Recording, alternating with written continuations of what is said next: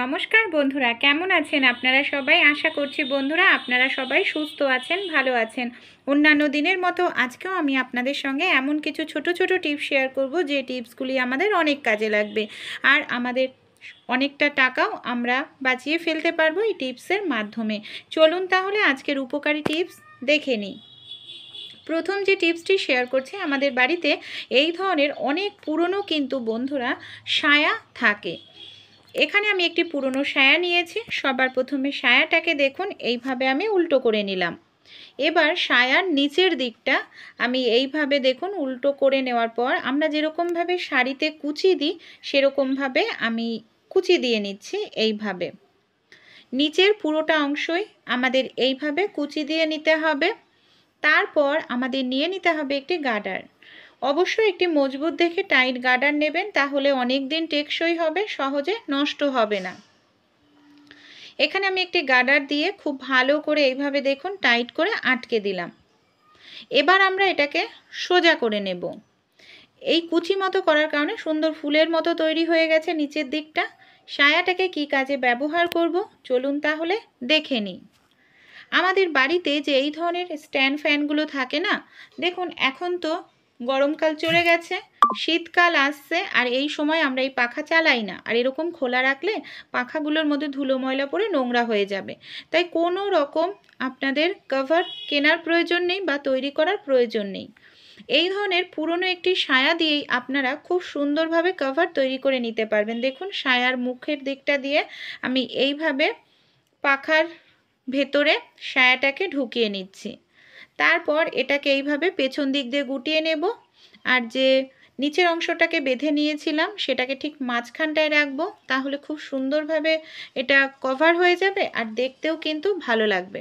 পেছনেও কোনো রকম আমাদের দড়ি টড়ি বাঁধার প্রয়োজন নেই, যেহেতু সায়ার মধ্যে অলরেডি দড়ি থাকেই। তাই এইভাবে পেছন দিকটায় আমি একটু গোল করে ঘুরিয়ে দেখুন বেঁধে নিচ্ছি। এইভাবে আপনারা পুরনো সায়া দিয়ে আপনাদের বাড়ির স্ট্যান্ড ফ্যানগুলোকে খুব সুন্দরভাবে গুছিয়ে রাখতে পারেন। এতে কিন্তু আপনাদের স্ট্যান্ড ফ্যান নোংরা হবে না, পরিষ্কার পরিচ্ছন্ন থাকবে, আর আপনাদের পুরনো সায়াটাও রিইউজ করতে পারবেন। দেখুন কতটা সুন্দর লাগছে দেখতে। আইডিয়া বা টিপসটি যদি আপনাদের ভালো লেগে থাকে অবশ্যই আপনারাও অ্যাপ্লাই করবেন। আপনাদের পাখা একেবারে নতুনের মতো ঝকঝকে থাকবে যখন পাখাটা আবার ইউজ করার জন্য খুলবেন। পরের টিপসটি চলুন দেখে নিই। আমাদের বাড়িতে অনেক এই ধরনের পুরনো বালিশের কভার থাকে। এখানে আমি সেরকমই একটি পুরনো বালিশের কভার নিয়ে নিয়েছি, যেটা নষ্ট হয়ে গেছে, ছিঁড়ে গেছে। দেখুন ছিঁড়ে গেছে। এই বালিশের কভারটাকে কি কাজে আমরা ব্যবহার করতে পারি যাতে আমাদের খাটনিটা অনেকটাই বেঁচে যায়। আমাদের বাড়িতে যে সিলিং ফ্যান থাকে না, এই পাখার যে ব্লেডগুলো থাকে সিলিং ফ্যানের ব্লেডগুলোতে দেখুন কি পরিমাণে নোংরা জমে। আর এই নোংরাটা পরিষ্কার করতে গেলে আমাদের বিছানা নোংরা হয়, আমাদের মেঝে নোংরা হয়, সেক্ষেত্রে খাটনিটা অনেকটাই বেড়ে যায়। তাই এই ব্লেডগুলোকে আমরা খুব সহজেই কিন্তু পরিষ্কার করে নিতে পারি। আমাদের বিছানাও নোংরা হবে না, ঘরের মেঝেও নোংরা হবে না। পুরনো যে বালিশের কভারটা নিয়েছি যেটা ছিঁড়ে গেছে, সেই বালিশের কভারটাকে কি করব, এইভাবে খুলে নেব। বালিশের কভারের মধ্যে যে সিলিং ফ্যানের যে ব্লেডগুলো আছে না, এক একটি করে ব্লেড এইভাবে দেখুন আমি ঢুকিয়ে নিচ্ছি। ঢুকিয়ে নেওয়ার পর এবার কি করব, এই দেখতে পাচ্ছেন কি পরিমাণে নোংরা জমেছে। এবার এইভাবে আমি ওপর থেকে টানতে থাকবো, তাহলে ব্লেডের পাখার ব্লেডগুলো পরিষ্কার হবে। ভেতরের যে নোংরাটা রয়েছে সেটা কিন্তু ভেতরে পড়বে। এইভাবে একটু ডললে নোংরাটা বাইরে পড়বে না, ভেতরেই থাকবে। আমাদের বিছানাও নোংরা হবে না, এমনকি ঘরের মেঝেও নোংরা হবে না। দেখুন এইভাবে আমি ভেতরটার মধ্যে নোংরাটাকে ফেলে পরিষ্কার করে নিয়েছি। একইভাবে আমি এই একটাই বালিশের কভার ইউজ করে এই যে বাকি যে ব্লেডগুলো আছে সেই ব্লেডগুলোকে এইভাবে আমি ঢুকিয়ে দেব, ঢুকিয়ে পরিষ্কার করে নেব। এই পদ্ধতিতে খুব সহজেই পাখার ব্লেড পরিষ্কার করা যায় আর আমাদের ঘরটাও নোংরা হয় না। পরিষ্কার করার পর আমি আপনাদের দেখাচ্ছি, দেখুন রেজাল্ট আপনাদের সামনেই রয়েছে, কতটা সুন্দর পরিষ্কার হয়েছে বন্ধুরা। এবার আমরা কি করব, এই যে এই বালিশের কভারের মধ্যে নোংরাটাকে ফেলে এটাকে ধুয়ে নিয়ে আবার আমরা দ্বিতীয়বার ইউজ করতে পারবো। পরবর্তী টিপসটি চলুন চলুন দেখে নিই, আমরা এই ধরনের পাপোশ কম বেশি প্রত্যেকেই ব্যবহার করে থাকি, কিন্তু অনেক সময় কি হয়, এই ধরনের যে পাপোশগুলো খুব শৌখিন পাপোশ হয়, বেশি দিন কিন্তু ভালো টেকে না যদি আমরা রেগুলার জল দিয়ে ধুয়ে থাকি। তাই জল দিয়ে না ধুয়েও আমরা কিন্তু এটাকে পরিষ্কার পরিচ্ছন্ন রাখতে পারি, জীবাণু ব্যাকটেরিয়া দূর করতে পারি। একটি পুরনো চিরুনি নিয়েছি, পাউডার নিয়ে নিচ্ছি, সামান্য পরিমাণ একটু পাউডার ছড়িয়ে দেব, আর কিছুটা পরিমাণ আমি খাবার সোডা ছড়িয়ে দেব। হাতের সাহায্যে বা কোনো কাপড়ের সাহায্যে খুব ভালো করে আপনারা মিশিয়ে কিছু সময় রেখে দিন। কিছু সময় পর একটি পুরনো ব্রাশ মানে চিরুনি নিয়ে নিন, বা জামা কাপড় কাচার ব্রাশও নিতে পারেন। এইভাবে একটু আঁচড়াতে থাকবেন, কারণ আমরা যখন ঘরে চুল আঁচড়াই, ছোট ছোট চুল আমাদের যখন মেজোতে পড়ে, সেগুলো কিন্তু পায়ে পায়ে পাপোশে গিয়ে জড়িয়ে যায়। দেখতে পাচ্ছেন, দেখুন চিরুনির মধ্যে কতটা চুল চলে এসছে। তাই এইভাবে একটি চিরুনি দিয়ে আঁচড়ে নেবেন বন্ধুরা। তারপর পাপোশটাকে আপনারা এইভাবে একটু বাড়ি দিতে থাকবেন। পাপোশের মধ্যে যে নোংরা জীবাণু ব্যাকটেরিয়া, সেটা খাবার সোডার কারণে সেটা মরে যাবে, এমনকি পাউডার দেওয়ার কারণে পাপোশ থেকে দুর্গন্ধ চলে যাবে। না দিয়েও এভাবে পরিষ্কার করা যায়। পরবর্তী যে টিপসটি শেয়ার করব, আমাদের বাড়িতে এই ধরনের অনেক জামা কাপড় থাকে, দেখা যায় ছোট হয়ে যায় কিংবা সেলাই খুলে যায়, আমাদের সেলাই করার প্রয়োজন পড়ে। অনেকের বাড়িতেই সেলাই মেশিন থাকে না, তখন আমরা হাত সুই দিয়েই সেলাই করতে থাকি। কিন্তু অনেক এমন এমার্জেন্সি পরিস্থিতি পড়ে যে হাত সুই দিয়ে সেলাই করব, সেটা হয়তো ভোঁতা বা জং ধরা, বাজারে যাওয়ার সময় নেই। তাই এই জং ধরা ভোঁতা মানে যেটার মুখটা ছুঁচলো নয়, কিভাবে সেলাই করতে পারবো? যদি কোনো এই ধরনের স্টিলের চা ছাঁকনি থাকে, প্লাস্টিকের চা ছাঁকনি নয়, স্টিলের চা ছাঁকনির যে নেটের জায়গাটা, সেই জায়গাটায় আপনারা সুচটাকে এইভাবে একটু ঘষে নিন। এইভাবে হালকা করে কয়েক সেকেন্ড একটু ঘষে নেওয়ার পর যদি আপনারা সেলাই করেন, দেখবেন ভোঁতা এমনকি জং ধরা সুচ দিয়েও খুব সহজেই যে কোনো মোটা জায়গায় সেলাই করে নিতে পারবেন। পরের যে টিপসটি শেয়ার করব কম্বল নিয়ে।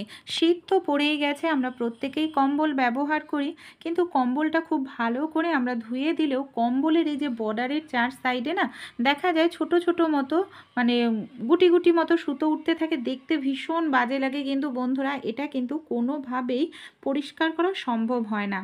তাই কাঁচি দিয়ে তো কখনোই উচিত নয়, কারণ অনেক সময় দেখা যায় কাঁচের খোঁচা লেগে যায়, কেটে যাওয়ার সম্ভাবনা থাকে। তাই আমাদের বাড়িতে যে গ্রেটার থাকে বন্ধুরা, প্রত্যেকেরই এই ধরনের গ্রেটারের যে দিকটা আমরা ঘষে থাকি মানে ধার থাকে, সেই দিকটা দিয়ে এইভাবে একটু ঘষতে থাকবেন। তাহলে যে গুটিগুলো আছে না, সেই গুটিগুলো দেখবেন খুব সহজেই কিন্তু বন্ধুরা পড়ে যাবে। এমনকি আপনাদের কম্বল যেটা বহু বছরের পুরনো মনে হচ্ছিল দেখে, বর্ডারের সাইডগুলো গুটি উঠে গেছিলো, সেই জায়গাটাও কিন্তু খুব সুন্দরভাবে গুটিগুলো পরিষ্কার হবে, এমনকি কম্বলটা দেখেও অতটা বাজে মনে হবে না। দেখুন, এই যেরকম ছোট ছোট যে গুটিগুলো, সেটা খুব সহজেই ছিঁড়ে যাবে গ্রেটারের সাহায্যে। তাছাড়াও আরও একটি পদ্ধতি আছে বন্ধুরা, যার মাধ্যমেও আপনারা কিন্তু এই গুটিটা বের করে নিতে খুলে ফেলতে পারেন বা ছিঁড়ে ফেলতে পারেন। চিরুনি আমাদের প্রত্যেকের বাড়িতেই থাকে, একটি চিরুনি নিয়ে নিন। চিরুনির সাহায্যে এইভাবে যদি টানতে থাকেন, দেখবেন গুটিগুলো খুব সহজেই চিরুনির মধ্যে কিন্তু উঠে আসবে।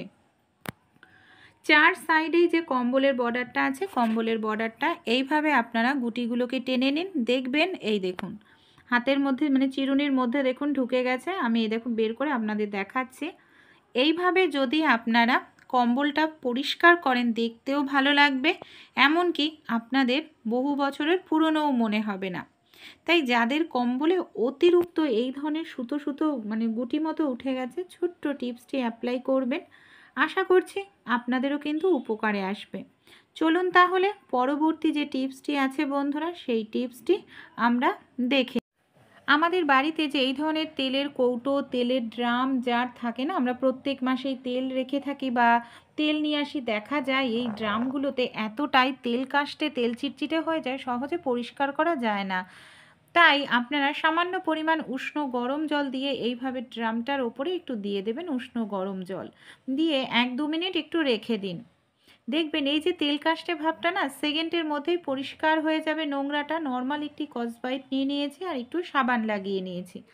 এইভাবে আমি একটু কয়েক সেকেন্ড 10 থেকে 30 সেকেন্ড একটু ঘষে নেব। দেখুন কত সুন্দরভাবে উঠে যাচ্ছে। এটা নর্মাল যদি আমরা সাবান দিয়ে পরিষ্কার করতে যেতাম, এতটা সহজে উঠতো না, কারণ গরম জল দেওয়ার কারণে তেল কাস্টে খুব সহজেই পরিষ্কার হয়ে যায়। কয়েক সেকেন্ড ডলে নেওয়ার পর আমি জল দিয়ে আপনাদের ধুয়ে রেজাল্টটা দেখাচ্ছি। দেখুন জল দিয়ে ধোয়ার পর দেখতেই পাচ্ছেন কতটা সুন্দরভাবে পরিষ্কার হয়ে গেছে আমাদের একেবারে নোংরা হয়ে যাওয়া তেল কাজটা হয়ে যাওয়া ড্রামটি। ভালো লেগে থাকলে অবশ্যই ট্রাই করে আপনারাও দেখবেন। পরবর্তী যে টিপসটি শেয়ার করব বন্ধুরা, আমাদের বাড়িতে শীতকালে অনেক সময় এমন অনেক জামা কাপড় থাকে, দেখা যায় সেই জামা কাপড়টা শুকাতে অনেক সময় লেগে যায়, বিশেষ করে সোয়েটার প্যান্টের যে কোমরগুলো হয়।